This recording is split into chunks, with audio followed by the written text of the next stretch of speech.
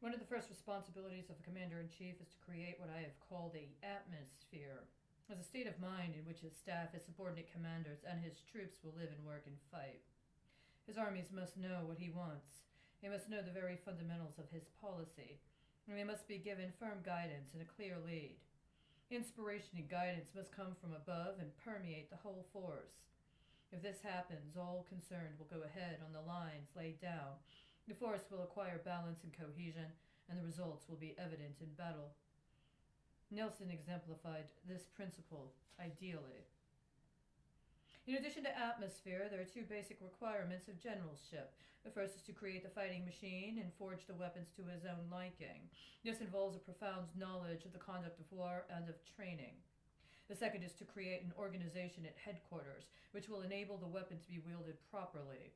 The fighting machine must be so set in motion at the appropriate time that it can develop its maximum power rapidly.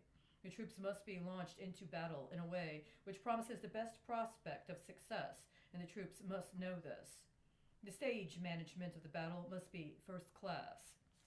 Did anybody hear about how Joseph Biden had 10 Republicans speak to him on site? Very, very inauspicious timing for that conversation. Wrong people, wrong place. I'm in another situation where I need to get certification in order to be able to be identified and acknowledged for my competence in matters relevant to safety. Safety involving what could otherwise escalate into a peril connected to biological and or even chemical weapons. But again, somebody got the wrong fucking information. And so instead, I don't get that certification on time with the transaction I just processed, which is very, very substantial.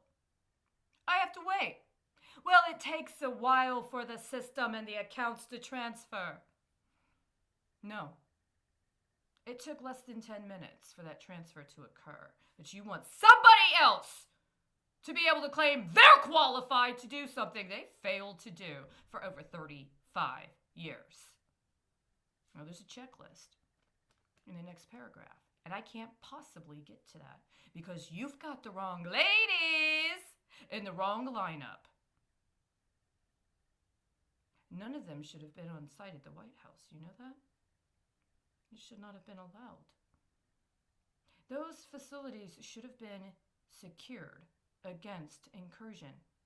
It's not that hard if you have the right people in the right place. But if you refuse to acknowledge when the right people are in the right place so that somebody else can ride them around as a loner, well, what are you going to do about the accruing defaults? You want to get behind me, don't you? You want to get to what's behind me, don't you? Sorry, that didn't happen. I need my certifications, all of them. You didn't send them to China, did you? No, you didn't. You sent them somewhere else. And then you tried to extort and strong-arm them into sending it still somewhere else. They did not belong. I know. And so do a lot of other people. 2:30 p.m. Dallas, Texas.